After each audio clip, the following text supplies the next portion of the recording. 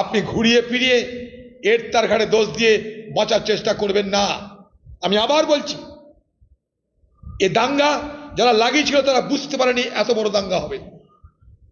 এই দাঙ্গা যারা লাগিয়েছিল তারা বুঝতে পারেনি দাঙ্গা নিয়ন্ত্রণের বাইরে চলে যাবে। এই দাঙ্গা যারা লাগিয়েছিল তারা বুঝল স্থানীয় ক্ষেত্রে দাঙ্গা লাগিয়ে ভোটের ফয়দা তুলবে। এই দাঙ্গা যারা লাগিয়েছিল তাদের সঙ্গে যারা শান্তিপূর্ণ আন্দোলন করে ওয়াকফ আইনের বিরোধিতা করতে চেয়েছিল তাদের কোনো সম্পর্ক নাই। আমি দায়িত্ব নিয়ে বলছি, যারা শান্তিপূর্ণভাবে ওয়াকফ আইনের বিরোধিতায় আন্দোলন করছিল, মিছিল করছিল, তাদের সঙ্গে ঝঞ্ঝাট করার, দাঙ্গা করার, হাঙ্গামা করার লোকেদের কোনো সম্পর্ক নাই। কোনো নাই মানে কোনো সম্পর্ক নাই। সেখানে মদ খাইয়ে কিছু লোককে ঢুকিয়ে দেওয়া হয়েছিল ধুলিয়ানে। আমি দায়িত্ব নিয়ে বলছি,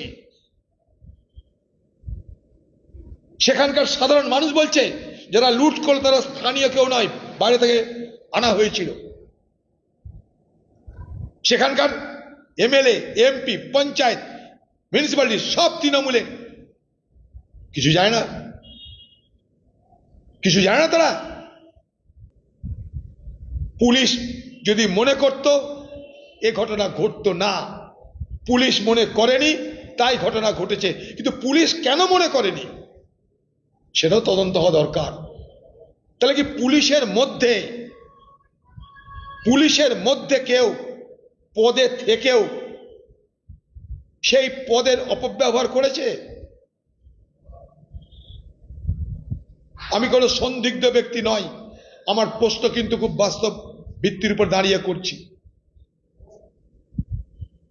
যে পুলিশ কি তাদের বাহিনীর মধ্যে কারো অঙ্গুলি হেলনে নিশ্চুপতা পালন করেছে? শস্যের মধ্যে কি ভূত ছিল? এই প্রশ্নগুলো আমাকে তাড়িয়ে বেড়াচ্ছে। গত লোকসভা নির্বাচনে শামসেরগঞ্জে কংগ্রেস প্রচুর ব্যবধানে জিতেছিল। কংগ্রেসের দিকে চলে যাওয়া, তৃণমূলের হারিয়ে যাওয়া ভোট ফেরত আনার জন্য কি কোনো ছোটখাটো সংঘর্ষের নাটক উপস্থিত করার পরিকল্পনা ছিল? যারা সেই নাটকটা উপস্থাপনা করেছিল পরে হয়তো তাদের হাতের বাইরে চলে গেল, এরকম কি কোনো ঘটনা ঘটেছিল? আমাকে এতগুলো প্রশ্ন তাড়িয়ে বেড়াচ্ছে।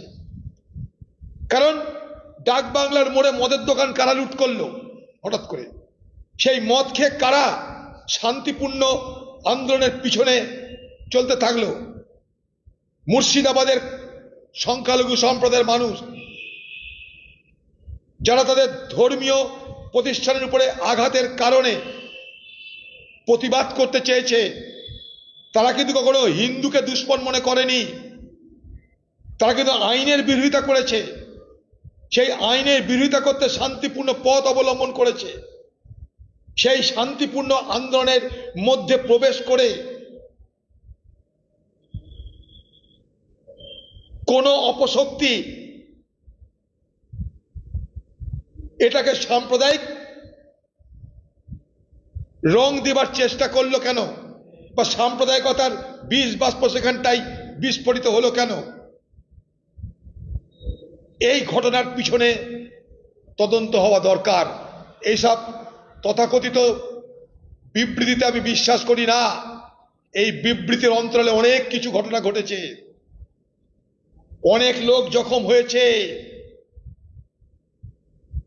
অনলুকার যারা দেখতে গেছে তারাও জখম হয়েছে গুলি খেয়ে।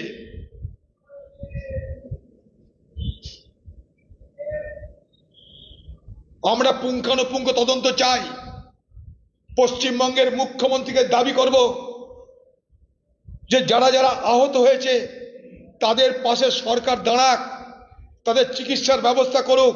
কোনো চিকিৎসার ব্যবস্থার জন্য সরকারের মাথা ব্যথা নেই। পশ্চিমবঙ্গের মুখ্যমন্ত্রীর আসা উচিত, এই মুহূর্তে আসা উচিত মুর্শিদাবাদে, সেই সমস্ত এলাকায় যাওয়া উচিত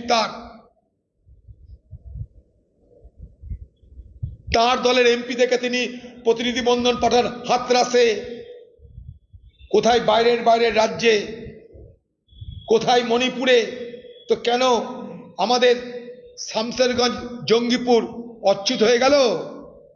আপনি মণিপুরে প্রতিনিধি দল পাঠিয়েছিলেন, আপনি হাতরাসে প্রতিনিধি দল পাঠিয়েছিলেন, মণিপুরে পাঠিয়েছিলেন প্রতিনিধি দল, কেন জঙ্গিপুরে আসতে পারছে না কেন? এখানকার মানুষ কি ভোট দেয়নি? এখানে কি আপনার দলের এমপিরা আপনার দলের নয়? এই মুর্শিদাবাদ জেলার সব এমপি আপনার, সব এমএলএ আপনার, তাদের দেখা যাচ্ছে না কেন? সেই সমস্ত পীড়িত, অত্যাচারিত, লুণ্ঠিত মানুষগুলোর পাশে। ক্ষতিগ্রস্ত হয়েছে গরিব হিন্দু, গরিব মুসলমান। আমাদের এই জেলার হাজার হাজার পরিযায়ী শ্রমিক বাইরের রাজ্যে যায়। এই মুর্শিদাবাদের এই দাঙ্গার ঘটনা যত বেশি বাইরে প্রচার পাবে, একটা পরিকল্পিতভাবে চেষ্টা করা হচ্ছে সবকিছুর জন্য মুসলমান দায়ী, সবকিছুর জন্য মুসলমানকে দায়ী করে যত বেশি প্রচার হবে, তত আমাদের জেলা থেকে পরিযায়ী শ্রমিক যারা বাইরের রাজ্যে কাজ করতে যায় তাদের জন্য সমস্যা হতে পারে। তার জন্য পশ্চিমবঙ্গ সরকার কি ব্যবস্থা করছে? আমি প্রায় কখনো উড়িষ্যা, কখনো উত্তরপ্রদেশ, কখনো মহারাষ্ট্রে, সেখানে আমাদের এখানকার পরিযায়ী শ্রমিকদের সমস্যা হলে আমার কাছে আসে, আমি দেখভাল করি, তাদের জন্য চেষ্টা করি। কিন্তু এরপরে যেভাবে প্রচার চলছে বাইরে যে মুর্শিদাবাদ জিহাদিদের দখলে চলে যাচ্ছে, মুর্শিদাবাদের মানুষকে বাইরে শত্রু বানানোর চেষ্টা হচ্ছে, সেইখানটায় দাঁড়িয়ে পশ্চিমবঙ্গ সরকারের ভূমিকা কি? পশ্চিমবঙ্গের মুখ্যমন্ত্রী এখনই ছুটে আসা উচিত। কেন তিনি কলকাতায় বসে বসে তিনি শিবের গান শুনছেন, শিব মন্দির, কালী মন্দিরের গান শুনছেন? তার আগে এইখানকার মানুষের দুর্দশার কাহিনী শুনুন। আপনার কাছে এখন প্রাথমিকতা হয়ে গেল কালী মন্দির, শিব মন্দির, কোথায় আকাশে হাঁটার পথ আপনার কাছে প্রাথমিকতা পেল, এখানকার মানুষের দুরবস্থা আপনার কাছে প্রাথমিকতা পেল না কেন?